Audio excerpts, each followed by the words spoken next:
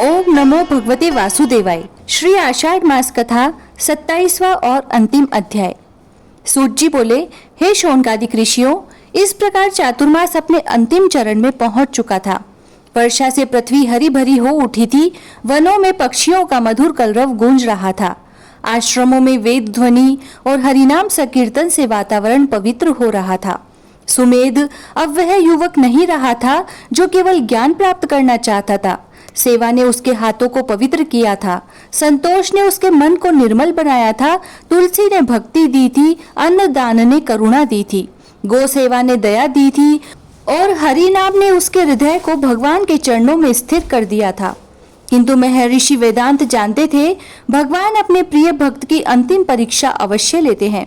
एक दिन प्रातःकाल एक वृद्ध सन्यासी आश्रम में आए। उनके वस्त्र भीगे हुए थे, हाथ में एक पुराना कमंडल था और मुख पर अद्भुत तेज था। उन्होंने महर्षि वेदांत से कहा, महर्षि, मैं दूर देश से आया हूँ। मार्ग में मेरा सब कुछ नष्ट हो गया। क्या आज रात्रि मुझे इस आश्रम में आश्रय मिल सकता है? महर्षि मुस्कुराए और बोले, महात्मन, यह आश्रम मेरा नहीं, भगवान का है। यहाँ आने वाला प्रत्येक अतिथि भगवान का स्वरूप है। रात्रि हुई। सन्यासी ने सुमेध से कहा, वत्स, मेरे पास यह छोटी सी पोटली है। इसमें मेरे गुरुदेव की धरोहर है। इसे आज रात्रि अपने पास सुरक्षित रखना। सुमेध ने श्रद्धा से पोटली रख ली।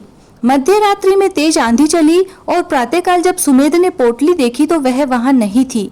वह व्याकुल हो उठा। उसने पूरा आश्रम खोजा, नदी तट खोजा, वन के मार्ग खोजे, पर पोटली कहीं नहीं मिली। सुमेध ने सन्यासी के चरणों में गिरकर कहा, महाराज, मुझसे अपराध हो गया। आपकी धरोहर की रक्षा नहीं कर सका। मेरे पास जो कुछ है वह सब आपको अर्पित है। यदि आवश्यक हो तो मैं जीवन भर आपकी सेवा करूंगा, पर असत्य नहीं बोलूंगा। उसकी आंखों से आंसू बहने लगे। महर्षि वेदांत शांत भाव से सब देख रहे थे।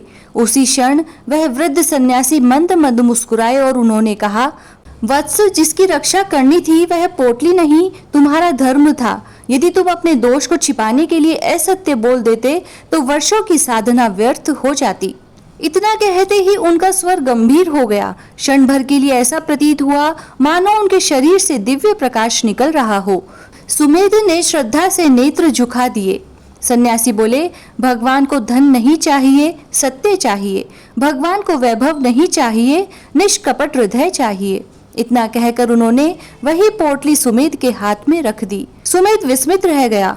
महर्षि वेदांत बोले, वत्स, आज तुम्हारी साधना पूर्ण हुई। जिसने सत्य, सेवा, करुणा और हरि नाम को अपना लिया, उसने भगवान को पा लिया। सुमेध की आंखों से आनंद के अश्रु बहने लगे और वह बोला, गुरुदेव, आज मुझे समझ में आया कि भगवान बाहर नहीं, उसे हृदय में प्रकट होते हैं, जहाँ अहंकार समाप्त हो जाता है। महर्षि ने उसे गले लगाकर कहा, वत्स, अब तुम केवल मेरे शिष्य नहीं रहे, धर्म के पथ के पथिक बन गए हो। जहाँ भी जाओ लोगों को भक्ति, सेवा और सदाचार का मार्ग दिखाना, यही मेरी गुरु दक्षिणा होगी।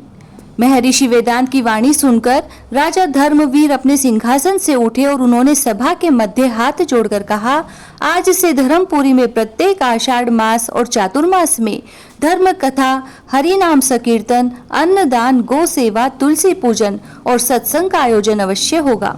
यही हमारे राज्य का धर्म होगा।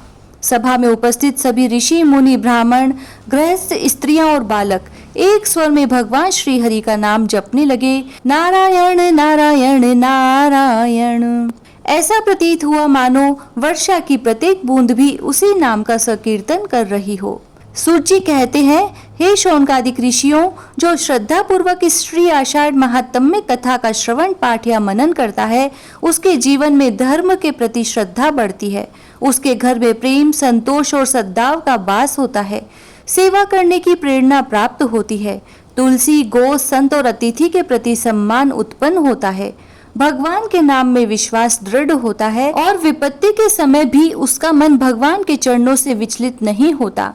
यह कथा हमें स्मरण कराती है कि सच्चा तीर्थ निर्मल हृदय है, सच्चा व्रत सत्य है, सच्चा यज्ञ सेवा है, सच्चा धन संतोष है और सच्चा आश्रय भगवान का नाम है। सर्वे भवन्तु सुखिनः, सर्वे सन्तु निरामया, सर्वे भद्राणि पश्यन्तु, मा कश्चित् दुर्भाग् भवेत्। लोका समस्ता सुखिनो भवन्तु इति श्री आषाढ़ महात्म्य में 27वां और अंतिम अध्याय समाप्त हुआ।